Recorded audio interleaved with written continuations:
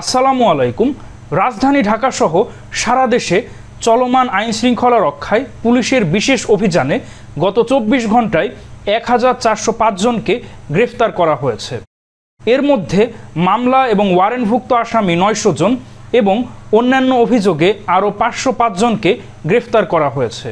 তো গতকাল পুলিশ সদর দপ্তর থেকে গণমাধ্যমে পাঠানো এক সংবাদ বিজ্ঞপ্তিতে এই তথ্য জানানো হয়েছে।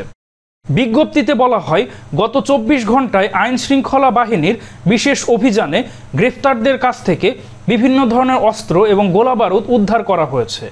এর মধ্যে একটি বিদেশি পিস্তল, একটি শটগান, একটি এলজি, একটি রাইফেল, একটি একনলা বন্দুক, ৩টি ম্যাগাজিন এবং ৩ রাউন্ড গুলি উদ্ধার করা হয়েছে। এছাড়াও একাধিক জেলায় আইন শৃঙ্খলা রক্ষাকারী বাহিনীর সমন্বিত অভিযানে সন্ত্রাসী কার্যক্রম এবং অবৈধ অস্ত্র ব্যবসার বিরুদ্ধে তৎপরতা বৃদ্ধি পেয়েছে বলে জানা গেছে। এবং পুলিশের সূত্র থেকে আরও বলা হয়েছে যে অপরাধ নিয়ন্ত্রণে এই ধরনের অভিযান অব্যাহত থাকবে।